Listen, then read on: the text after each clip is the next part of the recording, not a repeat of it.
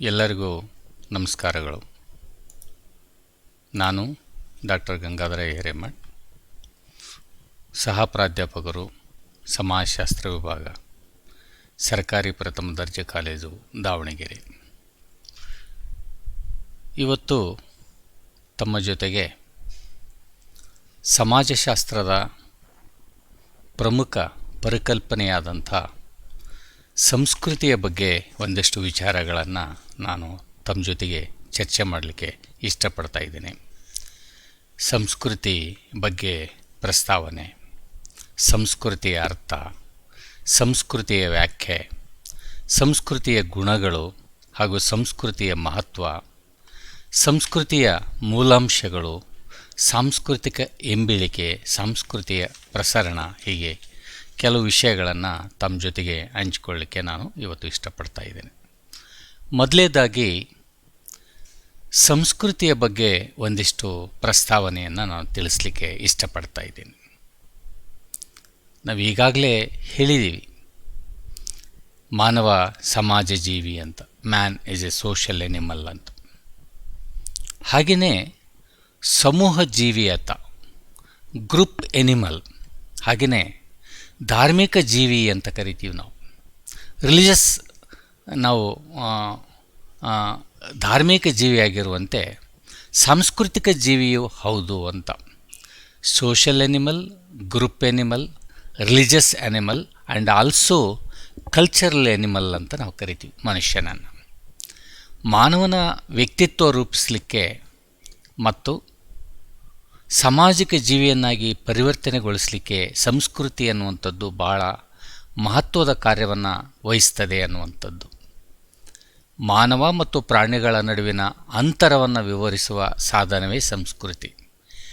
ಮನುಷ್ಯನಿಗೂ ಮತ್ತು ಪ್ರಾಣಿಗಳಿಗೂ ಏನು ವ್ಯತ್ಯಾಸ ಇದೆ ಅಂತಂದರೆ, ಮನುಷ್ಯನಲ್ಲಿ ಸಂಸ್ಕೃತಿ ಇದೆ, ಪ್ರಾಣಿಗಳಲ್ಲಿ ಸಂಸ್ಕೃತಿ ಇಲ್ಲ ಅನ್ನುವಂಥದ್ದು. ಸಂಸ್ಕೃತಿ ಅನ್ನುವಂಥದ್ದು ಮಾನವನಿಗೆ ಒಂದು ವರದಾನವಿದ್ದಂತೆ. It is a great contribution.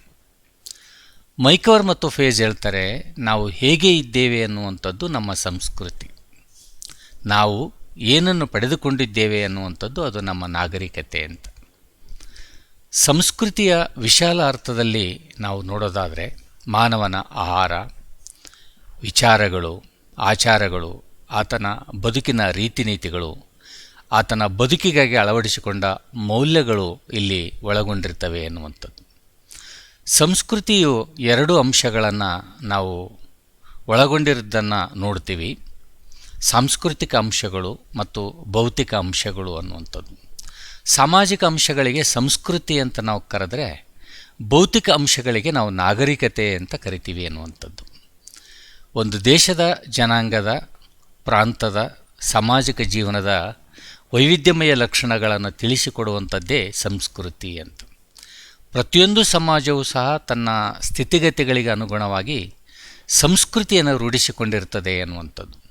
ಹೀಗಾಗಿ ಸಂಸ್ಕೃತಿ ಅನ್ನುವಂಥದ್ದು ಒಂದು ಸಮಾಜದ ಕನ್ನಡಿ, ಸಮಗ್ರ ವರ್ತನೆಗಳಿಗೆ ಮಾರ್ಗದರ್ಶನ ನೀಡುವಂಥ ಪ್ರಬಲ ಶಕ್ತಿಯೇ ಸಂಸ್ಕೃತಿ ಅಂತ ಕರಿತೀವಿ ನಾವು. ಇದೊಂದು ವಿಶೇಷವಾದಂಥ ಕಲಿಕಾ ಪ್ರಕ್ರಿಯೆ ಅಂತ ಕರಿತೀವಿ ನಾವು, ಲರ್ನಿಂಗ್ ಪ್ರೋಸೆಸ್. ಇದು ವ್ಯಕ್ತಿಯ ಜೀವನ ಪರ್ಯಂತ ನಡೆಯುವಂಥದ್ದು. ಸಂಸ್ಕೃತಿ ಅನ್ನುವಂಥದ್ದು ಮಾನವನ ಸಮಾಜದ ಅವಿಭಾಜ್ಯ ಅಂಗವಾಗಿದ್ದು, ನಿರಂತರ ಪ್ರವಾಹೋಪಾದಿಯಲ್ಲಿ ಅದು ಪ್ರವಹಿಸುತ್ತಲೇ ಇರುತ್ತದೆ ಅನ್ನುವಂಥದ್ದನ್ನು ನಾವು ಇಲ್ಲಿ ಗಮನಿಸ್ಬೋದು ಅಂತ. ಹಾಗೆ what is culture or meaning of culture ಅಂತ ಕರಿತೀವಿ. ಸಂಸ್ಕೃತಿ ಅರ್ಥ ಏನು ಅಂತ. ಸಂಸ್ಕೃತಿ ಎಂಬುದು ಸಮಾಜಶಾಸ್ತ್ರದ ಪ್ರಮುಖ ಮೂಲಭೂತ ಕಲ್ಪನೆಗಳಲ್ಲಿ ಒಂದಾಗಿದೆ ಅನ್ನುವಂಥದ್ದು. ಸಮಾಜಶಾಸ್ತ್ರದ ಅಧ್ಯಯನವೆಂದರೆ ಅದು ಸಂಸ್ಕೃತಿ ಅಧ್ಯಯನವೇ ಆಗಿದೆ. ಸಂಸ್ಕೃತಿಯನ್ನು ಬಿಟ್ಟು ಸಮಾಜಶಾಸ್ತ್ರದ ಅಧ್ಯಯನ ಇಲ್ಲ ಅನ್ನುವಂಥದ್ದು. ಹೀಗಾಗಿ ಸಂಸ್ಕೃತಿ ಮಾನವನ ನಡತೆ, ನೈತಿಕತೆ, ಆದರ್ಶ, ಮೌಲ್ಯ, ರೂಢಿ, ಸಂಪ್ರದಾಯಗಳು, ನಂಬಿಕೆ, ಆಚರಣೆಗಳು, ಧಾರ್ಮಿಕತೆ, ರಾಜಕೀಯ, ಆರ್ಥಿಕ ಮೊದಲಾದ ಚಟುವಟಿಕೆಗಳಿಂದ ಕೂಡಿದೆ ಅನ್ನುವಂಥದ್ದು. ಸಂಸ್ಕೃತಿಯನ್ನು ಮಾನವನು ನಿರಂತರ ಪ್ರಯತ್ನದಿಂದ ತನ್ನದಾಗಿಸಿಕೊಂಡಿದ್ದಾನೆ. ಇದು ಅನುವಂಶೀಯವಾಗಿ ಬರುವಂಥದ್ದಲ್ಲ. ತಂದೆಗೆ ಸಂಸ್ಕೃತಿ ಇದೆ, ಮಕ್ಕಳಿಗೂ ಅದೇ ಸಂಸ್ಕೃತಿ ಬರ್ತದೆ ಅಂತಲ್ಲ. ಸಂಸ್ಕೃತಿ ಅನ್ನುವಂಥದ್ದು ಮಾನವನ ನಿರಂತರ ಪ್ರಯತ್ನದಿಂದ ಬರ್ತದೆ ವಿನಃ ಅನುವಂಶೀಯತೆಯಿಂದ ಬರುವಂಥದ್ದಲ್ಲ ಅಂತ. ಬಾಲ್ಯಾವಸ್ಥೆಯಲ್ಲಿರುವಂಥ ಮಗು ಕ್ರಮೇಣ ಸಮಾಜದಲ್ಲಿ ವಾಸಿಸುತ್ತಾ ಸಮಾಜದ ರೀತಿ ನಿಯಮಗಳನ್ನು ಕಲಿಯುವಿಕೆಯ ಮೂಲಕ ತನ್ನದಾಗಿಸಿಕೊಳ್ಳುವ ಮೂಲಕ ಸಂಸ್ಕೃತಿಯನ್ನು ಕಲಿತದೆ ಅನ್ನುವಂಥದ್ದು. ಮಾನವನ ನಿರಂತರ ಪರಿಶ್ರಮದಿಂದ ರೂಪುಗೊಂಡು ಮಾನವನ ಅವಶ್ಯಕತೆಗಳನ್ನು ಪೂರೈಸುತ್ತಾ ಮಾನವನನ್ನು ಸಮಾಜ ಜೀವಿಯನ್ನಾಗಿ ಬದುಕಲು ಅನುವಾಗುವಂತೆ ಮಾಡಿರುವ ಸಾಧನವನ್ನು ನಾವಿಲ್ಲಿ ಸಂಸ್ಕೃತಿ ಅಂತ ಕರಿತೀವಿ ಅನ್ನುವಂಥದ್ದು. ಸಂಸ್ಕೃತಿ ಮತ್ತು ಸಮಾಜ ಬಹಳ ದಿನಗಳಿಂದ ನಂಟಿದೆ. ಇದಕ್ಕೆ ಸಮಾಜವನ್ನು ಬಿಟ್ಟು ಸಂಸ್ಕೃತಿ ಇಲ್ಲ, ಸಂಸ್ಕೃತಿಯನ್ನು ಬಿಟ್ಟು ಸಮಾಜ ಇಲ್ಲ ಅನ್ನುವಂಥದ್ದು. ಹೀಗಾಗಿ ಮಾನವ ಸಮಾಜಕ್ಕಿಂತೂ ಸಂಸ್ಕೃತಿ ಒಂದು ಕಳಸವಿದ್ದಂತೆ ಅನ್ನುವಂಥದ್ದು. ಮಾನವನನ್ನು ಪ್ರಾಣಿಯಿಂದ ಪ್ರತ್ಯೇಕವಾಗಿಡುವಲ್ಲಿ ಈ ಸಂಸ್ಕೃತಿ ಆಧಾರವಾಗಿದೆ. ಮಾನವ ತನ್ನ ಅಸಂಖ್ಯಾತ ಬೇಡಿಕೆಗಳನ್ನು ಸಂಸ್ಕೃತಿ ಆಧಾರದ ಮೇಲೆಯೇ ಪೂರೈಸಿಕೊಳ್ತಾನೆ ಅನ್ನುವಂಥದ್ದು. ಸಂಸ್ಕೃತಿಯು ನಮ್ಮ ಜೀವನ ಮೌಲ್ಯಗಳ, ಭಾವನಾತ್ಮಕ ಬಂಧನಗಳ, ಬೌದ್ಧಿಕ ಸಾಧನೆಗಳ ಪ್ರಪಂಚವೇ ಆಗಿದೆ ಅನ್ನುವಂಥದ್ದು. ಸಂಸ್ಕೃತಿ ಎನ್ನುವಂಥ ಪದವನ್ನು ಸಮೈಕೃತಿ ಎಂಬ ಸಂಸ್ಕೃತ ಪದದಿಂದ ಬಂದಿದೆ ಅನ್ನುವಂಥದ್ದು. ಸಮೈಕೃತಿ ಎಂದರೆ ಒಳ್ಳೆಯ ಆಚರಣೆ ಮತ್ತು ಚಟುವಟಿಕೆಗಳು ಎಂದರ್ಥ. ಸಂಸ್ಕೃತಿ ಎಂಬ ಪದ ಕೊಲೋರೆ ಎಂಬ ಲ್ಯಾಟಿನ್ ಕ್ರಿಯಾಪದದಿಂದ ಬಂದುದಾಗಿದೆ. ಕೊಲೋರೆ ಎಂದರೆ ಕೃಷಿ ಮಾಡು ಅಥವಾ ಪೋಷಿಸು ಎಂಬ ಆಂಗ್ಲ ಭಾಷೆಯ ಕಲ್ಚರ್ ಎಂಬ ನಾಮಪದವು ಕೊಲೋರೆ ಎಂಬುದರಿಂದ ನಿಷ್ಪನ್ನವಾಗಿದೆ ಅನ್ನುವಂಥದ್ದು. ಸಂಸ್ಕೃತಿ ಎಂಬ ಪದವನ್ನು ಸಮಾಜಶಾಸ್ತ್ರದಲ್ಲಿ, ಮಾನವಶಾಸ್ತ್ರದಲ್ಲಿ, ವೈದ್ಯಕೀಯ ಶಾಸ್ತ್ರದಲ್ಲಿ, ಇತಿಹಾಸದಲ್ಲಿ ಹೀಗೆ ಅನೇಕ ಶಾಸ್ತ್ರಗಳಲ್ಲಿ ಒಂದು ವಿಶಿಷ್ಟವಾದ ಅರ್ಥದಲ್ಲಿ ಅದನ್ನು ಬಳಸ್ತಾ ಹೋಗ್ತೀವಿ ಅನ್ನುವಂಥದ್ದು. ಸಂಸ್ಕೃತಿಯು ಮಾನವ ಜೀವನದ ಸಂಕೀರ್ಣತೆಯನ್ನು ಪ್ರತಿಬಿಂಬಿಸುವ ವಿಧಾನವಾಗಿದೆ. ಒಂದು ಸಮುದಾಯದ ಎಲ್ಲ ವಿಧವಾದ ಸಾಧನಗಳಿಂದ ಕೂಡಿದಂಥ ಕಲ್ಪನೆಯಾಗಿದೆ ಅಂತ ನಾವು ಹೇಳ್ತೀವಿ. ಇನ್ನು ಸಂಸ್ಕೃತಿಯ ಬಗ್ಗೆ ಒಂದೆರಡು ವ್ಯಾಖ್ಯಾನಗಳನ್ನು ಗಮನಿಸೋದಾದರೆ, ಗ್ರಹಾಮ್ ವೆಲ್ಲಾಸ್ ಅವರು ಹೇಳ್ತಾರೆ, ಸಂಸ್ಕೃತಿಯು ಚಿಂತನೆಗಳ ಮತ್ತು ಗುರಿಗಳ ಸಂಕಲನ. ಇದು ಹಿಂದಿನ ಪೀಳಿಗೆಯಿಂದ ಕಲಿಕೆಯ ಮುಖಾಂತರ ನಾವು ಪಡೆದುಕೊಂಡ ಒಂದು ಸಾಮಾಜಿಕ ಪರಿಸರ ಅಂತ ಅವ್ರು ಹೇಳಿದ್ದಾರೆ. ಹಾಗೆ ಮೈಕವರ್ ಮತ್ತು ಫೇಜ್ ಹೇಳ್ತಾರೆ, ವೃತ್ತಿಯ ಜೀವನ ಸಾಧನ, ವ್ಯವಹಾರ, ಸಾಹಿತ್ಯ, ಧರ್ಮ, ಮನರಂಜನೆ ಇತ್ಯಾದಿಗಳ ಬಗ್ಗೆ ಆ ವ್ಯಕ್ತಿ ವ್ಯಕ್ತಪಡಿಸುವ ಸ್ವಭಾವವೇ ಸಂಸ್ಕೃತಿಯಾಗಿದೆ ಅನ್ನುವಂಥದ್ದು. ಲಿಂಟನ್ ಅವರು ಹೇಳ್ತಾರೆ, ಒಂದು ತಲೆಮಾರಿನಿಂದ ಮತ್ತೊಂದು ತಲೆಮಾರಿಗೆ ಸಾಗಿ ಬರುವ ಸಾಮಾಜಿಕ ಪರಂಪರೆಯೇ ಸಂಸ್ಕೃತಿ ಅಂತ ಕರೀತಾರೆ. ಹಾಗೆ ಮೆಲಿನೋಸ್ಕ್ ಅವರು ಹೇಳ್ತಾರೆ, ಸಂಸ್ಕೃತಿ ಮಾನವ ನಿರ್ಮಿತವಾದಂಥ ವ್ಯವಸ್ಥೆ.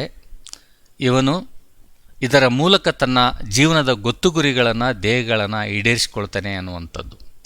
ಲ್ಯಾಪಿಯರ್ ಅವರು ಹೇಳ್ತಾರೆ, ಒಂದು ತಲೆಮಾರಿನಿಂದ ಮತ್ತೊಂದು ತಲೆಮಾರಿಗೆ ಸಾಗಿಸಲ್ಪಡುವ ಒಂದು ಜನಾಂಗದ ಆಚಾರ, ವಿಚಾರ, ಶಿಷ್ಟಾಚಾರಗಳನ್ನು ಒಳಗೊಂಡ ವ್ಯವಸ್ಥೆಗೆ ಸಂಸ್ಕೃತಿ ಅಂತ ಕರೆದಿದ್ದಾರೆ ಅನ್ನುವಂಥದ್ದು. ಇನ್ನು ಸಂಸ್ಕೃತಿಗೆ ಅನೇಕ ಗುಣಗಳಿವೆ, ಕ್ಯಾರೆಕ್ಟರಿಸ್ಟಿಕ್ಸ್ ಆಫ್ ಕಲ್ಚರ್ ಅಂತ ಕರಿತೀವಿ. ಸಂಸ್ಕೃತಿ ಅನ್ನುವಂಥದ್ದು ನಾವು ಈಗಾಗಲೇ ಹೇಳಿದ ಹಾಗೆ ತಂದೆಯಿಂದ ಮಕ್ಕಳಿಗೆ ಬರುವಂಥದ್ದಲ್ಲ, ಅನುವಂಶೀಯವಾದಂಥ ಗುಣ ಅಲ್ಲ, ಅದು ಕಲಿಕೆಯಿಂದ ಬರುವಂಥದ್ದು ಅನ್ನುವಂಥದ್ದು. ಕಲ್ಚರ್ ಈಸ್ ಲರ್ನ್ಡ್ ಅಂತ ಕರಿತೀವಿ ನಾವು. ಸಂಸ್ಕೃತಿಯು ಸಮಾಜದಿಂದ ಸಮಾಜಕ್ಕೆ ಭಿನ್ನವಾಗಿರ್ತದೆ. Culture is different society. ಪಾಶ್ಚಾತ್ಯ ಸಂಸ್ಕೃತಿ, ಭಾರತೀಯ ಸಂಸ್ಕೃತಿಗಳು ಬೇರೆ ಬೇರೆ ಇವೆ. ಇಲ್ಲಿಯ ಸಂಸ್ಕೃತಿ ಅಮೇರಿಕಾ, ಇಂಗ್ಲೆಂಡ್, ಫ್ರಾನ್ಸ್, ಜರ್ಮನ್ನಲ್ಲಿಲ್ಲ. ಅಲ್ಲಿಯ ಸಂಸ್ಕೃತಿ ಇಲ್ಲಿ ಇರೋದಿಲ್ಲ ಅನ್ನುವಂಥದ್ದು. ಹೀಗಾಗಿ ಸಂಸ್ಕೃತಿ ಈಸ್ ಎ ಸೋಷಲ್ ಅಂತ ಕರಿತೀವಿ. ಸಂಸ್ಕೃತಿ ಯಾವಾಗಲೂ ಸಾಮಾಜಿಕವಾಗಿರ್ತದೆ ಅನ್ನುವಂಥದ್ದು. ಕಲ್ಚರ್ ಈಸ್ ಎ ಐಡಿಯಲಿಸ್ಟಿಕ್ ಅಂತ ಕರಿತೀವಿ ನಾವು. ಸಂಸ್ಕೃತಿ ಎನ್ನುವಂಥದ್ದು ಒಂದು ಆದರ್ಶ ಸೂಚಕವಾದದ್ದು. ಯಾರಿಗೆ ಸಂಸ್ಕೃತಿಯನ್ನು ಅಳವಡಿಸಿಕೊಂಡಿದ್ದಾರೆ ಅವರು ಆದರ್ಶವಂತರಾಗಲಿಕ್ಕೆ ಸಾಧ್ಯ ಇದೆ. ಎಷ್ಟೋ ಸಲ ನಾವು ಸಹಜವಾಗಿ ಹೇಳ್ತೀವಿ, ಅವರು ತುಂಬ ವೆಲ್ ಕಲ್ಚರ್ಡ್ ಅಂತ ಕರಿತೀವಿ ನಾವು. ಅಂದರೆ ಸಂಸ್ಕೃತಿ ಅನ್ನುವಂಥದ್ದು ಒಂದು ಆದರ್ಶ ಸೂಚಕ ಅಂತ ಇಲ್ಲಿ ಬಳಸ್ತೀವಿ. ಹಾಗೆ ಕಲ್ಚರ್ ಇಸ್ ಎ ಡೈನಮಿಕ್ ಅಂತ ಕರಿತೀವಿ. ಸಂಸ್ಕೃತಿ ಪರಿವರ್ತನಾಶೀಲವಾದದ್ದು. ಕಲ್ಚರ್ ಇಸ್ ಎ ಇಂಟಿಗ್ರೇಟೆಡ್ ಅಂತ ಕರಿತೀವಿ. ಸಂಸ್ಕೃತಿ ಸಮಗ್ರವಾದದ್ದು. ಸಂಸ್ಕೃತಿಯು ಭೌತಿಕ ಮತ್ತು ಅಭೌತಿಕವಾಗಿದೆ. Culture is a both material and non material ಆಗಿರ್ತದೆ ಅನ್ನುವಂಥದ್ದು. ಸಂಸ್ಕೃತಿ ಕೇವಲ ಮಾನವನ ಸ್ವತ್ತು. Culture is a unique to man ಅಂತ ಕರಿತೀವಿ. ಹಾಗೆಯೇ ಸಂಸ್ಕೃತಿಯು ಮಾನಸಿಕ ನೆಮ್ಮದಿಯನ್ನು ನೀಡುತ್ತದೆ. ಯಾರು ಸಂಸ್ಕೃತಿವಂತರಾಗಿರ್ತಾರೆ ಅವರು ಹೆಚ್ಚು ಸಂತೋಷದಿಂದ ಇರಲಿಕ್ಕೆ ಸಾಧ್ಯ ಇದೆ ಎನ್ನುವಂಥದ್ದು. ಇದು ತುಂಬ ಮಹತ್ವದ ಮಾತು ಅನ್ನುವಂಥದ್ದು. ಸಂಸ್ಕೃತಿ ಸಂಪರ್ಕ ಸಾಧನವಾಗಿದೆ. ಸಂಪರ್ಕದಿಂದ ನಮಗೆ ಸಂಸ್ಕೃತಿ ಬರ್ತದೆ. ನಾವು ಭಾರತೀಯರಾದಂಥ ನಾವು ಸ್ವಲ್ಪ ದಿವಸ ಹೋಗಿ ಅಮೇರಿಕದಲ್ಲಿದ್ದರೆ ಇಲ್ಲಿಗೆ ಭಾರತಕ್ಕೆ ಬಂದಮೇಲೆ ಅಮೇರಿಕದ ಸಂಸ್ಕೃತಿಯನ್ನು ನಾವು ಅಳವಡಿಸ್ಕೊಳ್ತೀವಿ ಅನ್ನುವಂಥದ್ದು. ಗ್ರಾಮೀಣ ಜನ ಮೈಗ್ರೇಟ್ಸ್ ಹೋಗ್ತಾರೆ, ಮುಂಬೈ, ಹೈದರಾಬಾದ್, ಬೆಂಗಳೂರು ಹೋಗ್ತಾರೆ. ಸ್ವಲ್ಪ ದಿವಸ ಆದಮೇಲೆ ಇವರು ಹೋಗುವಾಗ ಯಾವ ರೀತಿ ಇದ್ದರೂ ಒಂದು 3 ತಿಂಗಳೋ 6 ತಿಂಗಳೋ 1 ವರ್ಷ ಆದಮೇಲೆ ಬಂದಾಗ ಅವರ ಜೀವನ ಚಿತ್ರಣ ಬೇರೆ ಆಗಿರ್ತದೆ. ಅಂದರೆ ನಗರದ ಜೀವನ ಸಂಸ್ಕೃತಿಯನ್ನು ಅವರು ಅಳವಡಿಸ್ಕೊಂಡಿರ್ತಾರೆ. ಇದನ್ನು ಯಾಕೆ ಹೇಳ್ತಾ ಇದ್ದೀನಿ ಅಂದರೆ, ಸಂಸ್ಕೃತಿ ಅನ್ನುವಂಥದ್ದು ಅದು ಸಂಪರ್ಕದಿಂದ ಬರ್ತದೆ ಅನ್ನುವಂಥದ್ದನ್ನು ನಾವು ಇಲ್ಲಿ ನೋಡ್ಬೋದು. ಇನ್ನು ಕಲ್ಚರ್ಗೆ ಇಂಪಾರ್ಟೆನ್ಸ್ ಆಫ್ ಕಲ್ಚರ್ ಅಂತ ಕರಿತೀವಿ. ಸಮಾಜಶಾಸ್ತ್ರದಲ್ಲಿ ಸಮಸ್ಥಿತಿಯು ಅತ್ಯಂತ ಮಹತ್ವದ ಸ್ಥಾನ ಪಡೆದಿದೆ. ಸಂಸ್ಕೃತಿ ಮಾನವನ ಕೊಡುಗೆ ಎಂದೇ ಅಂತ ಹೇಳ್ತೀವಿ. ಸಂಸ್ಕೃತಿ ಮಾನವನ ಹಿರಿಮೆಯನ್ನು ಎತ್ತಿ ಹಿಡಿಯುತ್ತದೆ. ಸಂಸ್ಕೃತಿ ವ್ಯಕ್ತಿ ಮತ್ತು ಸಮಾಜಕ್ಕೆ ಪ್ರಯೋಜನಕಾರಿಯಾಗಿದೆ ಎನ್ನುವಂಥದ್ದು. ಸಂಸ್ಕೃತಿಯು ಮಾನವನಲ್ಲಿರುವ ಪಾಶವಿ ಗುಣಗಳನ್ನು ಹೋಗಲಾಡಿಸಿ ಸದ್ಗುಣ, ಸದುವಿನಯ, ಜೀವನ ಮೌಲ್ಯಗಳು ಮುಂತಾದ ಆದರ್ಶಗಳನ್ನು ವ್ಯಕ್ತಿಗೆ ನೀಡ್ತದೆ ಎನ್ನುವಂಥದ್ದು. ವ್ಯಕ್ತಿಯ ರೀತಿ ನೀತಿಗಳು, ಆಚಾರ ವಿಚಾರ, ಜೀವನ ವಿಧಾನಗಳನ್ನು ಸಂಸ್ಕೃತಿ ನಿರ್ಧರಿಸಿ ವ್ಯಕ್ತಿಯನ್ನು ಸಮಾಜ ಜೀವಿಯನ್ನಾಗಿಸಲಿಕ್ಕೆ ಅದು ಪೂರಕವಾಗಿದೆ ಸಂಸ್ಕೃತಿ ಅನ್ನುವಂಥದ್ದು. ವ್ಯಕ್ತಿಯ ವ್ಯಕ್ತಿತ್ವವನ್ನು ರೂಪಿಸಲಿಕ್ಕೆ ಸಂಸ್ಕೃತಿ ಪ್ರಮುಖ ಪಾತ್ರ ವಹಿಸ್ತದೆ. ವ್ಯಕ್ತಿಯ ವರ್ತನೆಗಳ ಮೇಲೆ ಹತೋಟಿಯನ್ನು ಹೇರಿ ಸಮಾಜ ಬಯಸುವ ರೀತಿಯಲ್ಲಿ ವ್ಯಕ್ತಿಯನ್ನು ಪ್ರೋತ್ಸಾಹಿಸಿ ಬೆಳೆಸುವಲ್ಲಿ ಸಹಕಾರಿಯಾಗಿದೆ ಅನ್ನುವಂಥದ್ದನ್ನು ಇಲ್ಲಿ ನಾವು ನೋಡ್ಬೋದು. ಸಂಸ್ಕೃತಿಯು ಮಾನವನಲ್ಲಿ ಸಂಕುಚಿತ ಮನೋಭಾವನೆಯನ್ನು ಹೊಡೆದು ಹಾಕಿ ಇಲ್ಲಿ ಜಾತೀಯತೆ ಮತ್ತು ಧರ್ಮಾಂಧತೆಯನ್ನು ವಿಮುಕ್ತಗೊಳಿಸ್ತದೆ ಅನ್ನುವಂಥದ್ದು. ವ್ಯಕ್ತಿಯು ಇತರರೊಡನೆ ಹೇಗೆ ಬೆರೆಯಬೇಕು, ಹೇಗೆ ಮಾತನಾಡಬೇಕು, ಹೇಗೆ ಬಾಳಬೇಕು ಎಂಬುದನ್ನು ಸಂಸ್ಕೃತಿ ಕಲಿಸಿಕೊಡ್ತದೆ ಅನ್ನುವಂಥದ್ದು. ಮಾನವ ಜೀವನದ ಸುಖದ ಸಂಪತ್ತಿಗೆಲ್ಲ ಅದು ಕಷ್ಟ ಕಾರ್ಪಣ್ಯಗಳ ಮುಳ್ಳುಹಾದಿಯೂ ಹೌದು. ಮಾನವನು ಇಂಥ ಸಂದರ್ಭದಲ್ಲಿ ಸಂಸ್ಕೃತಿಯು ಮಾನವನಿಗೆ ವಿವೇಕವನ್ನು ನೀಡಿ ರಕ್ಷಣೆ ಮಾಡ್ತದೆ ಎನ್ನುವಂಥದ್ದು. ಇನ್ನು ಸಂಸ್ಕೃತಿಯ ಕೆಲವು ಫ್ಯಾಕ್ಟರ್ಸ್ಗಳನ್ನು ನಾವು ಗಮನಿಸ್ಬೋದು. ಸಂಸ್ಕೃತಿಯ ಮಹತ್ವತೆಯ ಅಂಶಗಳು ಅಂತ ಕರಿತೀವಿ. ಅದು ಮಾನವನ ವರ್ತನೆಯನ್ನು ನಿರ್ಧಾರ ಮಾಡ್ತದೆ, ಮನೋಭಾವನೆ ಮತ್ತು ಧ್ಯೇಯವನ್ನು ನಿರ್ಧರಿಸ್ತದೆ, ವ್ಯಕ್ತಿಯ ಬೆಳವಣಿಗೆಯ ಮೇಲೆ ಪ್ರಭಾವ ಬೀರ್ತದೆ. ಸಂಸ್ಕೃತಿ ಎನ್ನುವಂಥದ್ದು ಜ್ಞಾನದ ಭಂಡಾರವಾಗಿದೆ. ಸಂಸ್ಕೃತಿಯು ಮಾನವನ ಭವಿಷ್ಯವನ್ನು ನಿರ್ಧರಿಸ್ತದೆ ಅನ್ನೋದನ್ನು ನಾವು ಇಲ್ಲಿ ಹೇಳ್ತೀವಿ. ಮಾನವನ ವರ್ತನೆಯನ್ನು ಹೇಗೆ ನಿರ್ಧರಿಸ್ತದೆ ಅನ್ನೋದ್ರ ಬಗ್ಗೆ 1-2 ಸಾಲನ್ನು ನೋಡೋದಾದರೆ, ವ್ಯಕ್ತಿಯು ಸಮಯ, ಸಂದರ್ಭ ಮತ್ತು ಪರಿಸ್ಥಿತಿಗಳಿಗೆ ಅನುಗುಣವಾಗಿ ಹೇಗೆ ವರ್ತಿಸಬೇಕು ಅನ್ನುವಂಥದ್ದು ಸಂಸ್ಕೃತಿ ತಿಳಿಸ್ತದೆ. ನಾವು ನಮ್ಮ ವಾತಾವರಣದಲ್ಲಿ ನಮ್ಮ ಮನೆಯಲ್ಲಿ ಹೇಗೋ ಇರ್ತೀವಿ, ಹೊರಗಡೆ ಹೋದಾಗ, ಮತ್ತೊಬ್ಬರು ಮನೆಗೆ ಹೋದಾಗ, ಸಾರ್ವಜನಿಕ ಸ್ಥಳದಲ್ಲಿದ್ದಾಗ ತುಂಬ ಒಳ್ಳೆಯ ರೀತಿಯಿಂದ ನಾವು ವರ್ತನೆ ಮಾಡುವಂಥದ್ದು ಅನಿವಾರ್ಯವಾಗಿರ್ತದೆ. ಇದಕ್ಕೆ ಕಾರಣ ಏನು ಅಂದರೆ ಸಂಸ್ಕೃತಿ ನಮಗೆ ಹೇಳಿಕೊಡ್ತದೆ ಅನ್ನುವಂಥದ್ದು. ಸಂಸ್ಕೃತಿಯು ಮಾನವನ ಜೀವನಕ್ಕೆ ಮೆರುಗು ತಂದುಕೊಟ್ಟು ಉತ್ತಮ ಹಾಗೂ ಉಪಯುಕ್ತ ವ್ಯಕ್ತಿಯನ್ನಾಗಿ ಪರಿವರ್ತಿಸ್ತದೆ ಅನ್ನುವಂಥದ್ದು. ಮಾನವನ ಸಮಗ್ರ ವರ್ತನೆಯನ್ನು ನಿರ್ಧರಿಸಿ ಸಮೂಹ ವ್ಯಕ್ತಿಯನ್ನಾಗಿಸುವಲ್ಲಿ ಸಂಸ್ಕೃತಿಯು ಮಹತ್ವದ ಪಾತ್ರ ವಹಿಸುತ್ತದೆ ಅನ್ನುವಂಥದ್ದು. ಇನ್ನು ಮನೋಭಾವನೆ ಮತ್ತು ಧ್ಯೇಯಗಳನ್ನು ಹೇಗೆ ನಿರ್ಧರಿಸ್ತದೆ ಸಂಸ್ಕೃತಿ ಅಂದರೆ, ಸಂಸ್ಕೃತಿ ಮತಧರ್ಮ, ನೈತಿಕತೆ, ವಿವಾಹ, ವಿಜ್ಞಾನ, ಕುಟುಂಬ ಯೋಜನೆ ಮುಂತಾದ ಅನೇಕ ವಿಚಾರಗಳ ಬಗೆಗೆ ನಮ್ಮ ಮನೋಭಾವನೆಯನ್ನು ನಿರ್ಧಾರಪಡಿಸ್ತದೆ ಅನ್ನುವಂಥದ್ದು.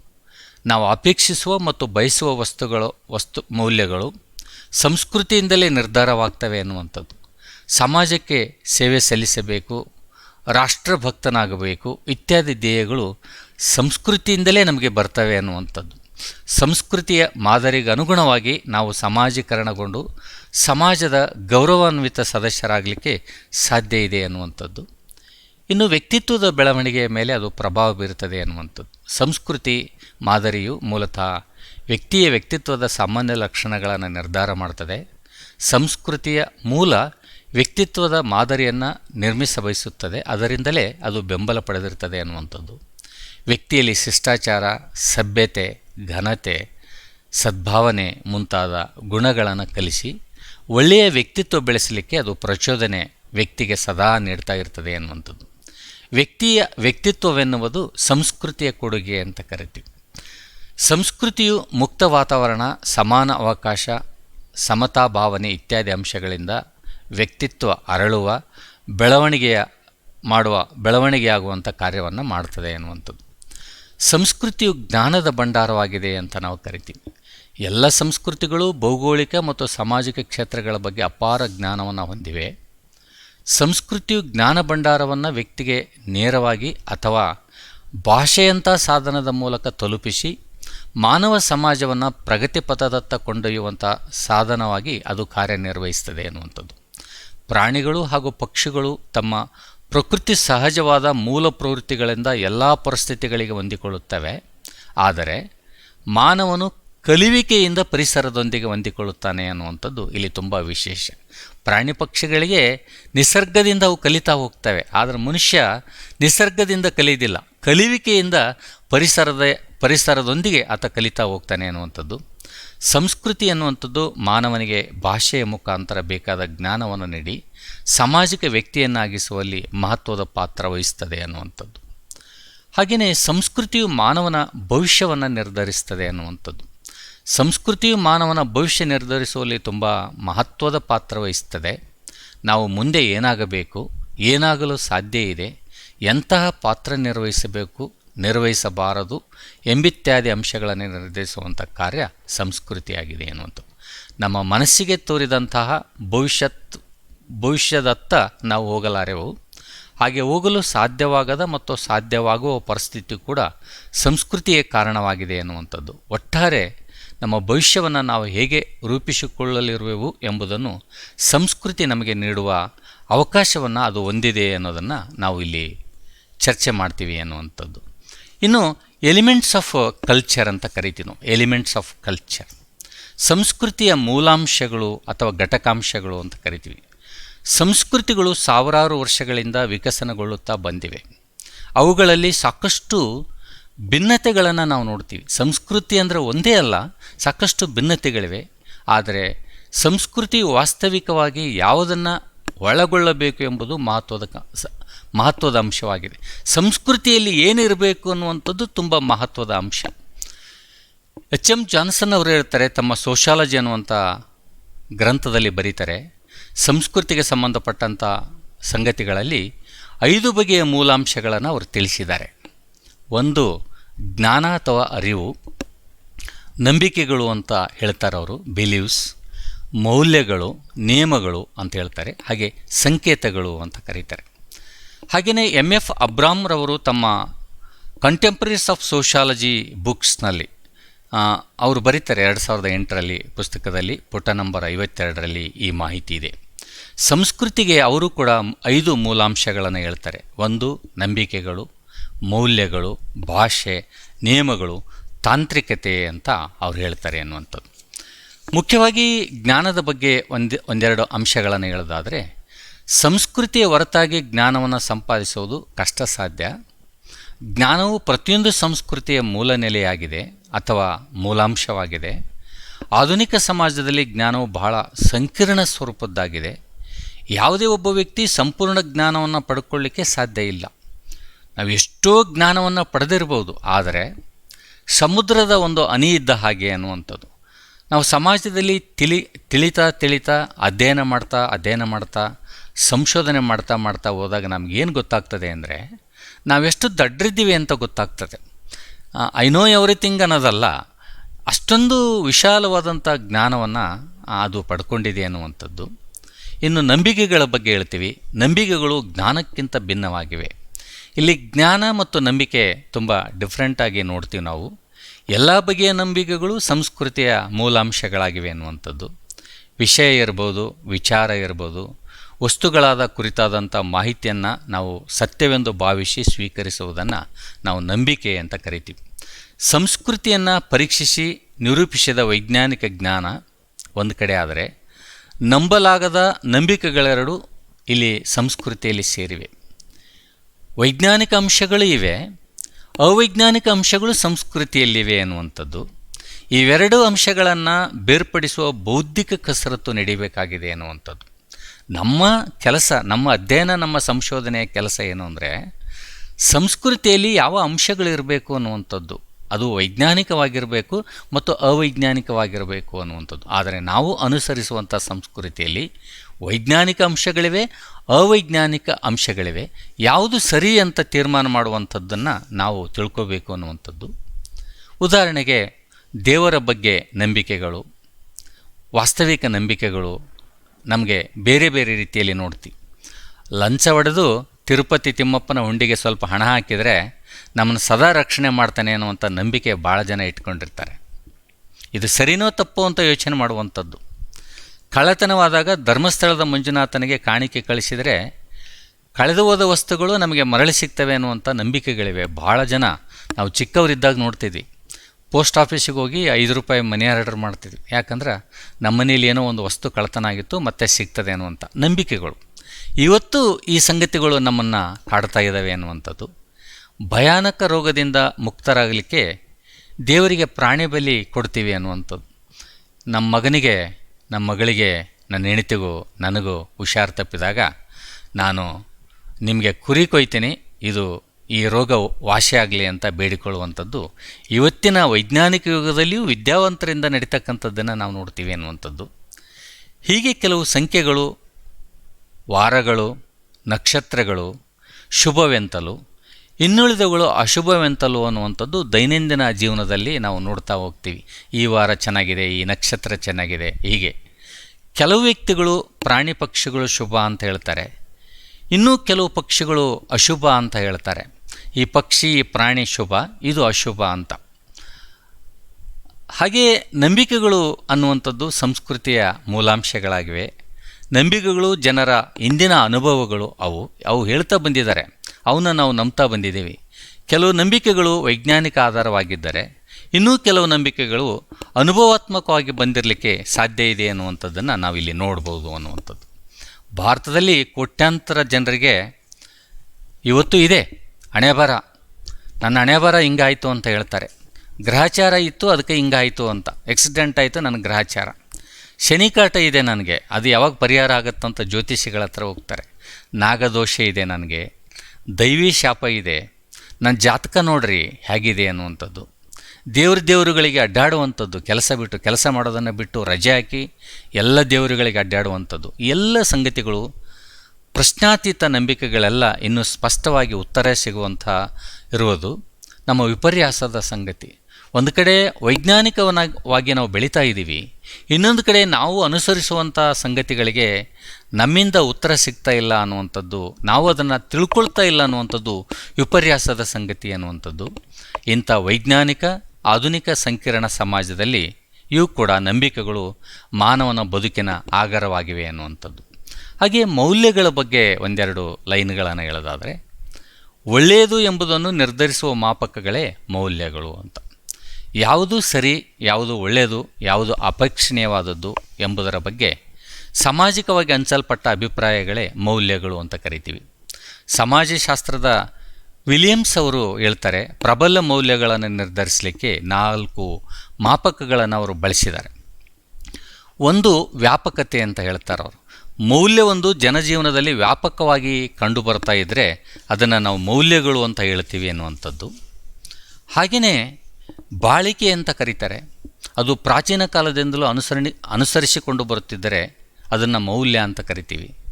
ತೀವ್ರತೆ ಅಂತ ಕರಿತೀವಿ. ಜನರು ಅದಕ್ಕೆ ಹೆಚ್ಚು ಮಹತ್ವ ನೀಡಿ ಸಂಪೋಷಿಸಿಕೊಂಡು ಬರ್ತಾ ಇದ್ದರೆ ಅದನ್ನು ನಾವು ಮೌಲ್ಯ ಅಂತ ಕರಿತೀವಿ. ಇನ್ನು ಪ್ರತಿಷ್ಠತೆಯ ವ್ಯಾಪಕ ಅಂತ ಕರಿತೀವಿ. ಇದನ್ನು ಅನುಸರಿಸುವ ವ್ಯಕ್ತಿಗಳು ಅಥವಾ ಸಂಘ ಸಂಸ್ಥೆಗಳು ಸಮಾಜದಲ್ಲಿ ಉನ್ನತ ಸ್ಥಾನಮಾನವನ್ನು ಪಡೆದಿದ್ದರೆ, ಪ್ರತಿಷ್ಠೆ ಪಡೆದಿದ್ದರೆ, ಗೌರವಾಧಾರಗಳನ್ನು ಪಡೆದಿದ್ದರೆ ಅದನ್ನು ಪ್ರಬಲ ಮೌಲ್ಯ ಅಂತ ನಾವು ಕರಿತೀವಿ ಅನ್ನುವಂಥದ್ದು. ಇನ್ನು ಕೊನೆಯದಾಗಿ ನಿಯಮಗಳು ಅಂತ ಕರಿತೀವಿ ನಾವು. ವ್ಯಕ್ತಿಯಿಂದ ನಿರೀಕ್ಷಿಸುವ ಪ್ರಮಾಣೀಕೃತ ಸಾಮಾನ್ಯ ನಡವಳಿಕೆಗಳಿಗೆ ಸಾಮಾಜಿಕ ನಿಯಮಗಳು ಅಂತ ಕರಿತೀವಿ. ಇವು ನೈತಿಕ ನೆಲೆಯನ್ನು ಹೊಂದಿರ್ತವೆ, ಸಮೂಹದಿಂದ ಮನ್ನಣೆ ಪಡೆದು ಮತ್ತು ಸಾಮಾಜಿಕ ಮೌಲ್ಯಗಳು ಅವು ಆಧರಿಸಿರ್ತವೆ ಎನ್ನುವಂಥದ್ದು. ನಿಯಮಗಳು ಮತ್ತು ಮೌಲ್ಯಗಳು ಸಾಮಾಜಿಕ ನಿಯಂತ್ರಣದ ಸಾಧನಗಳು ಅನ್ನೋದ್ರ ಬಗ್ಗೆ ನಾವು ಇಲ್ಲಿ ನೋಡ್ಬೋದು ಅನ್ನುವಂಥದ್ದು. ಎಂ ಶರೀಫ್ ಅವರು ಹೇಳ್ತಾರೆ, ಸಾಮಾಜಿಕ ನಿಯಮಗಳ ಮನೋವಿಜ್ಞಾನ ಎಂಬ ತಮ್ಮ ಗ್ರಂಥದಲ್ಲಿ 1936ರಲ್ಲಿ ಆ ಪುಸ್ತಕವನ್ನು ಬರೀತಾರೆ. ಸಾಮಾಜಿಕ ನಿಯಮಗಳು ಎಂಬ ಕಲ್ಪನೆಯನ್ನು ಮೊದಲ ಬಾರಿಗೆ ಪರಿಚಯಿಸಿದಂಥ ಒಬ್ಬ ಶಾಸ್ತ್ರಜ್ಞ ಅವರು. ಒಟ್ಟಾರೆ ನಿಯಮಗಳೆಂದರೆ ಸಮಾಜ ಸ್ಥಾಪಿತ ಮತ್ತು ನಿರೀಕ್ಷಿತವಾದ ನಡತೆಯನ್ನೇ ನಿಯಮಗಳು ಅಂತ ಕರೀತಾರೆ. ಇನ್ನು ಸಂಕೇತಗಳು ಅಂತ ಕರಿತೀವಿ ನಾವು, ಸಿಂಬಾಲ್ಸ್ ಅಂತ ಕರಿತೀವಿ. ಮೌಲ್ಯಗಳು ಮತ್ತು ನಿಯಮಗಳಂತೆ ಸಂಕೇತಗಳು ಕೂಡ ಸಂಸ್ಕೃತಿಯ ಮೂಲಾಂಶಗಳು ಅಂತ. ಸಂಕೇತವು ಚಿಹ್ನೆ ಮತ್ತು ಸನ್ನೆಗಳನ್ನು ಒಳಗೊಂಡಿರ್ತದೆ. ಭೂತ, ವರ್ತಮಾನ ಅಥವಾ ಭವಿಷ್ಯತ್ ಕಾಲದ ಅಸ್ತಿತ್ವದಲ್ಲಿರುವಂಥ ವಸ್ತು, ಘಟನೆ ಅಥವಾ ಪರಿಸ್ಥಿತಿಗೆ ಸನ್ನೆ ಅಂತ ನಾವು ಕರಿತೀವಿ. ಸಂಸ್ಕೃತಿಯೊಂದನ್ನು ಹಂಚಿಕೊಂಡು ಜನರು ಯಾವುದಕ್ಕೆ ಒಂದು ನಿರ್ದಿಷ್ಟ ಅರ್ಥ ನೀಡಿ ಆ ಮೂಲಕ ಅದನ್ನು ಗುರುತಿಸುತ್ತಾರೋ ಅದನ್ನು ನಾವು ಸಂಸ್ಕೃತಿ ಅಂತ ಕರಿತೀವಿ ಅನ್ನುವಂಥದ್ದು. ಇನ್ನು ವಸ್ತುಗಳು ಹೊಂದಿರುವಂಥ ಅರ್ಥವನ್ನು ಸಂಸ್ಕೃತಿ ವ್ಯಕ್ತಪಡಿಸ್ತದೆ ಅನ್ನುವಂಥದ್ದು. ವಸ್ತುಗಳ ಅರ್ಥವೇ ಚಿಹ್ನೆಗಳು, ಭಾವಸೂಚಕಗಳು ಅಂತ ಕರಿತೀವಿ. ಕ್ರೈಸ್ತರಿಗೆ ಸುಲುಬಿನ ನೋವು, ಸಂಕಷ್ಟ, ಮುಕ್ತಿಯ ನಂಬಿಕೆಯನ್ನು ಸೂಚಿಸಿದರೆ, ಚಿಹ್ನೆಗಳಲ್ಲಿ ಏಕ ಸಂದೇಶ ವ್ಯಕ್ತ ಚಿಹ್ನೆಗಳು ಮತ್ತು ಬಹು ಸಂದೇಶ ವ್ಯಕ್ತ ಚಿಹ್ನೆಗಳು ಎಂಬ ಎರಡು ವಿಧಗಳನ್ನು ನಾವು ನೋಡ್ತೀವಿ. ಭಾರತದ ರಾಷ್ಟ್ರಧ್ವಜವು ಸಮೃದ್ಧಿ, ಸಹನೆ, ಅಹಿಂಸೆ ಮತ್ತು ಶಾಂತಿಯ ಅರ್ಥವನ್ನು ಸೂಚಿಸುತ್ತದೆ. ಹಿಂದೂ ಸ್ತ್ರೀಯರು ಧರಿಸುವಂಥ ತಾಳಿ ಅವರು ವಿವಾಹಿತರು, ಸುಮಂಗಲಿಯರು ಎಂಬುವಂಥ ಅರ್ಥವನ್ನು ನೀಡುತ್ತದೆ. ಹಾಗೆಯೇ ಜನಿವಾರ, ಶಿವದಾರ, ಅಧಿಕ ಚಿಹ್ನೆ ಅಂದರೆ ಪ್ಲಸ್ ಚಿಹ್ನೆಗಳು ಬ್ರಾಹ್ಮಣ, ಲಿಂಗಾಯತ, ಕ್ರೈಸ್ತ ಎಂಬ ಸಮುದಾಯವನ್ನು ಪ್ರತಿನಿಧಿಸುತ್ತವೆ ಅಂತೆ. ಹೀಗೆ ಅನೇಕ ಸಂಸ್ಕೃತಿಗಳು, ಸಂಕೇತಗಳು ಸಂಸ್ಕೃತಿಯ ಮೂಲಾಂಶಗಳಾಗಿವೆ ಅನ್ನುವಂಥದ್ದನ್ನು ನಾವು ನೋಡ್ತೀವಿ ಅನ್ನುವಂಥದ್ದು. ಇನ್ನು ಕಲ್ಚರಲ್ ಲಾಗ್ ಅಂತ ಕರಿತೀವಿ. ಅದಕ್ಕೆ ಸಾಂಸ್ಕೃತಿಕ ಹಿಂಬಿಳಿಕೆ ಅಂತ ಕರಿತೀವಿ. ಸಾಂಸ್ಕೃತಿಕ ಹಿಂಬಿಳಿಕೆ ಅನ್ನುವಂಥ ವಿಚಾರದಲ್ಲಿ ವಿಲಿಯಂ ಎಫ್ ಆಕ್ಬರ್ನವರು ತಮ್ಮ ಸೋಷಲ್ ಚೇಂಜ್ ಅನ್ನುವಂಥ ಗ್ರಂಥ 1964ರಲ್ಲಿ ಬರೀತಾರೆ. ಸಾಂಸ್ಕೃತಿಕ ಹಿಂಬಿಳಿಕೆಯ ಪರಿಕಲ್ಪನೆಯನ್ನು ಪ್ರಥಮ ಬಾರಿಗೆ ಅವರು ಪರಿಚಯಿಸ್ತಾರೆ. ಅವರ ಅಭಿಪ್ರಾಯದಂತೆ ಸಂಸ್ಕೃತಿಯಲ್ಲಿ ಎರಡು ಭಾಗಗಳಿವೆ, ಭೌತ ಸಂಸ್ಕೃತಿ ಮತ್ತು ಅಭೌತ ಸಂಸ್ಕೃತಿ. ನಡುವಿನ ಅಸಮ ಪರಿವರ್ತನೆಗಳು ಮತ್ತು ಅಸಮರ್ಪಕ ಹೊಂದಾಣಿಕೆಗಳು ಅಥವಾ ವ್ಯತ್ಯಾಸಗಳನ್ನು ಅದು ಸೂಚಿಸುವಂಥದ್ದು ಅನ್ನುವಂಥದ್ದು. ಇನ್ನು ಅಕ್ಬರ್ನವರು ಹೇಳ್ತಾರೆ, ಯಾವುದೇ ಸಮಾಜ ಸಂಸ್ಕೃತಿಯ ಅಂತರ ಸಂಬಂಧಿಸಿದ ಅಂಶಗಳು ಒಂದೇ ಸಮಯದಲ್ಲಿ ಒಂದೇ ಗತಿಯಲ್ಲಿ ಅವು ಬದಲಾಗೋದಿಲ್ಲ ಅನ್ನುವಂಥದ್ದು. ಆದುದರಿಂದ ಸಾಂಸ್ಕೃತಿಕ ಮಾದರಿಯ ಯಾವುದಾದರೊಂದು ಭಾಗದಲ್ಲಿ ಉಂಟಾಗುವಂಥ ಬದಲಾವಣೆಯು ಅದಕ್ಕೆ ಸಂಬಂಧಿಸಿದಂಥ ಇತರ ಭಾಗಗಳ ಒತ್ತಡಗಳು, ಸಮಸ್ಯೆಗಳು ಅಲ್ಲಿ ಸೃಷ್ಟಿಯಾಗ್ತವೆ ಅನ್ನುವಂಥದ್ದನ್ನು ನಾವಿಲ್ಲಿ ಗಮನಿಸ್ತೀವಿ ಅನ್ನೋದು. ಸಂಸ್ಕೃತಿಯು ಸದಾ ಬದಲಾವಣೆಗೊಳ್ತಾ ಇರ್ತದೆ. ಸಂಸ್ಕೃತಿ ಅನ್ನುವಂಥದ್ದು ನಿಂತ ನೀರಲ್ಲ ಅನ್ನುವಂಥದ್ದು. ಆದರೆ ಅದರ ಎಲ್ಲ ಅಂಶಗಳು ಒಂದೇ ವೇಗದಲ್ಲಿ ಮಾರ್ಪಾಡು ಆಗೋದಿಲ್ಲ. ಸಂಸ್ಕೃತಿಯ ಭಾಗಗಳಿದಾವಲ್ಲ, ಎಲ್ಲ ಭಾಗಗಳು ಒಂದೇ ರೀತಿಯಲ್ಲಿ ಬದಲಾವಣೆ ಆಗೋದಿಲ್ಲ. ಒಂದು ಭಾಗ ಅತಿ ವೇಗವಾಗಿ ಬದಲಾವಣೆ ಆಗ್ತದೆ, ಇನ್ನಿತರ ಭಾಗಗಳು ಅತಿ ನಿಧಾನವಾಗಿ ಬದಲಾವಣೆ ಆಗ್ತವೆ ಅನ್ನುವಂಥದ್ದು. ನಾವು ತಿಳಿದುಕೊಂಡಂತೆ ಭೌತ ಸಂಸ್ಕೃತಿಗಳು ವೇಗವಾಗಿ ಬದಲಾವಣೆ ಹೊಂದ್ತವೆ, ಆದರೆ ಅದೇ ಗತಿಯಲ್ಲಿ ಅಭೌತ ಸಂಸ್ಕೃತಿಗಳು ಬಹಳ ಪರಿವರ್ತನೆಗೊಳ್ಳೋದಿಲ್ಲ, ವೇಗವಾಗಿ ಅವು ಮುಂದೆ ಹೋಗೋದಿಲ್ಲ ಅನ್ನುವಂಥದ್ದು. ಈ ರೀತಿಯ ಬದಲಾವಣೆಯ ಗತಿಯಲ್ಲಿ ಅಸಮತೆ ಉಂಟಾಗ್ತದೆ ಅನ್ನುವಂಥದ್ದು. ಪರಿಣಾಮವಾಗಿ ಸಂಸ್ಕೃತಿಯ ಎರಡು ಭಾಗ ಅಥವಾ ಎರಡು ಅಂಶಗಳಲ್ಲಿ ಅಂತರ ಏರ್ಪಡ್ತದೆ ಅನ್ನುವಂಥದ್ದು. ಬದಲಾವಣೆಯ ವೇಗ ಪ್ರಮಾಣ ಹೆಚ್ಚಿದಂತೆ ಅದರ ನಡುವಿನ ಅಂತರವು ಹೆಚ್ಚುತ್ತಾ ಹೋಗ್ತದೆ ಅನ್ನುವಂಥದ್ದನ್ನು ನೋಡ್ಬೋದು. ಈ ಪ್ರಕ್ರಿಯೆಯನ್ನು ವಿಲಿಯಂ ಆಕ್ಬರ್ನವರು ಸಂಸ್ಕೃತಿಯ ಹಿಂಬೀಳಿಕೆ, ಕಲ್ಚರಲ್ ಲ್ಯಾಗ್ ಅಂತ ಕರೆದಿದ್ದಾರೆ ಅನ್ನುವಂಥದ್ದು. ಸಂಸ್ಕೃತಿಯ ವೇಗದ ದರ ಜಾಸ್ತಿ, ಅಭೌತ ಸಂಸ್ಕೃತಿಯ ವೇಗದ ದರ ಯಾವಾಗಲೂ ಕಡಿಮೆ ಇರ್ತದೆ. ಇವೆರಡು ಸಂಸ್ಕೃತಿಗಳ ತೀವ್ರ ಮತ್ತು ಮಂದ ಸ್ವರೂಪದಿಂದಾಗಿ ಅವುಗಳ ನಡುವಿನ ಅಂತರವು ಹೆಚ್ಚುತ್ತಾ ಹೋಗ್ತದೆ ಅನ್ನುವಂಥದ್ದು. ಈ ಅಂತರವನ್ನೇ ಅಂದರೆ ಭೌತ ಸಂಸ್ಕೃತಿಗಿಂತ ಅಭೌತ ಸಂಸ್ಕೃತಿ ಹಿಂದೆ ಬೀಳುವುದನ್ನು ಸಂಸ್ಕೃತಿಯ ಹಿಂಬಿಳಿಕೆ ಅಂತ ನಾವು ಕರಿತೀವಿ ಅನ್ನುವಂಥದ್ದು. ಅಕ್ಬರ್ನವರು ಬಳಸಿರುವಂಥ ಕಲ್ಚರಲ್ ಲಾಗ್ ನಿಧಾನವಾಗಿ ಹೋಗಿ ಜೊತೆಯಾಗಿ ಹೋಗದೆ ಹಿಂಬೀಳು ಎನ್ನುವಂಥ ಅರ್ಥ ನೀಡ್ತದೆ. ಇಂದಿನ ಆಧುನಿಕ ಯುಗದ ಅನೇಕ ಸಾಮಾಜಿಕ ಸಮಸ್ಯೆಗಳ ಮೂಲವನ್ನು ಸಾಂಸ್ಕೃತಿಕ ಹಿಂಬೀಳಿಕೆಯಲ್ಲಿ ಗುರುತಿಸಬಹುದು ಅನ್ನುವಂಥದ್ದು. ಆದ್ದರಿಂದ ಅಭೌತ ಮತ್ತು ಭೌತ ಸಂಸ್ಕೃತಿ ಇವೆರಡರ ನಡುವೆ ಹೊಂದಾಣಿಕೆಯನ್ನು ಸಾಧಿಸುವ ಮೂಲಕ ಅನೇಕ ಸಮಸ್ಯೆಗಳಿಗೆ ನಾವು ಪರಿಹಾರವನ್ನು ಕಂಡುಕೊಳ್ಬೋದು ಅನ್ನುವಂಥದ್ದು.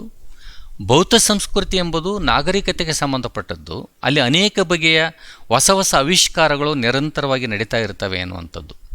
ನಿನ್ನೆಯದು ಇಂದು ಹಳೆಯದಾಗಬಹುದು. ಹೀಗಾಗಿ ಅಲ್ಲಿ ಬದಲಾವಣೆ ಅನ್ನುವಂಥದ್ದು ಅತ್ಯಂತ ತೀವ್ರ ಸ್ವರೂಪದ್ದಾಗಿರುತ್ತದೆ ಅನ್ನುವಂಥದ್ದು. ಅದೇ ಅಭೌತ ಸಂಸ್ಕೃತಿಯನ್ನು ಗಮನಿಸಿದರೆ ಅದು ತೀರಾ ನಿಧಾನವಾಗಿ ಬದಲಾವಣೆ ಹೊಂದ್ತಾ ಇರ್ತದೆ. ಕೇವಲ ಭಾಷೆಯ ಉಚ್ಚಾರಣೆಯನ್ನು ಅಂದರೆ ಪ್ರೊನೌನ್ಸಿಯೇಷನ್, ಲ್ಯಾಂಗ್ವೇಜ್ ಪ್ರೊನೌನ್ಸಿಯೇಷನನ್ನು ಬದಲಾವಣೆ ಮಾಡಬೇಕಾದ್ರೆ ಅದೆಷ್ಟೋ ವರ್ಷಗಳು ಬೇಕು. ನಾವು ತಕ್ಷಣ ಸಿಟಿಗೆ ಬಂದ ತಕ್ಷಣ ಗ್ರಾಮೀಣ ಜನರ ಭಾಷೆ ಬದಲಾವಣೆ ಆಗ್ತದೆ ಅಂತಲ್ಲ, ನಾವು ಪದವಿಗಳನ್ನು ಗಳಿಸ್ಬಿಟ್ರೆ ನಮ್ಮ ಭಾಷೆ ಬದಲಾವಣೆ ಆಗ್ತದೆ ಅನ್ನುವಂಥದ್ದಲ್ಲ. ಅದು ಗ್ರಾಮೀಣ ಭಾಷೆ ಹೆಚ್ಚು ಕಾಲ ಅದು ನಗರ ಭಾಷೆಯಾಗಿ ಪರಿವರ್ತನೆ ಆಗಬೇಕಾದ್ರೆ, ಅದು ಫ್ಯಾಷನ್ ರೀತಿಯಲ್ಲಿ ಭಾಷೆ ಆಗಬೇಕಾದ್ರೆ ಸುಮಾರು ಕಾಲಗಳು ಬೇಕು ಅನ್ನುವಂಥದ್ದನ್ನು ನಾವಿಲ್ಲಿ ಗಮನಿಸ್ತೀವಿ ಅನ್ನುವಂಥದ್ದು. ಹೀಗೆ ಅನೇಕ ಅಂತರವನ್ನು ನಾವು ಸಾಮಾಜಿಕ ಎಂಬಿಳಿಕೆ ಅನ್ನುವಂಥದ್ದನ್ನು ನಾವು ಗಮನಿಸ್ತೀವಿ ಅನ್ನುವಂಥದ್ದು. ಇನ್ನು ಕೊನೆಯದಾಗಿ ಕಲ್ಚರಲ್ ಡಿಫ್ಯೂಷನ್ ಅಂತ ಕರಿತೀವಿ, ಸಾಂಸ್ಕೃತಿಕ ಪ್ರಸರಣ ಅಂತ ಕರಿತೀವಿ.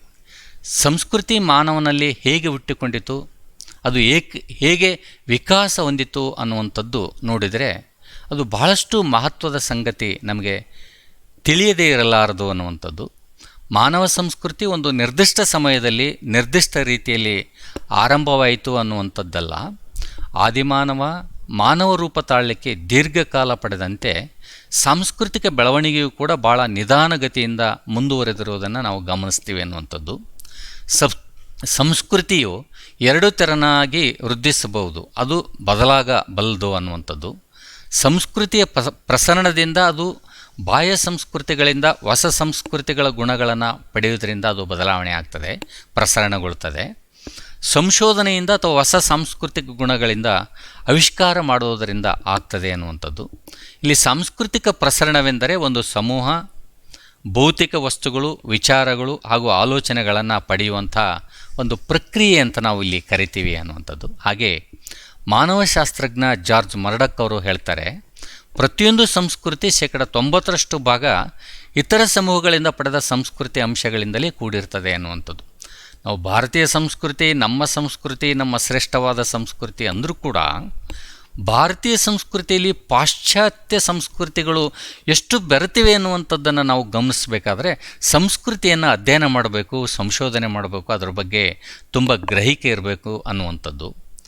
ಉದಾಹರಣೆಗೆ ನಾವು ಮಾತನಾಡುವಂಥ ಭಾಷೆ ಕನ್ನಡವಾದರೂ ಕೂಡ ನಾವು ಶುದ್ಧ ಕನ್ನಡ ಮಾತನಾಡುತ್ತೇವೆ ಅಂತ ನಾವು ಗಮನಿಸಿದಾಗ ನಮಗೆ ಗೊತ್ತಾಗ್ತದೆ ನಮ್ಮ ಭಾಷೆಯ ಶುದ್ಧತೆ ನಮಗೆ ತಿಳಿಲಿಕ್ಕೆ ಸಾಧ್ಯತೆ ಇದೆ ಅನ್ನುವಂಥದ್ದು.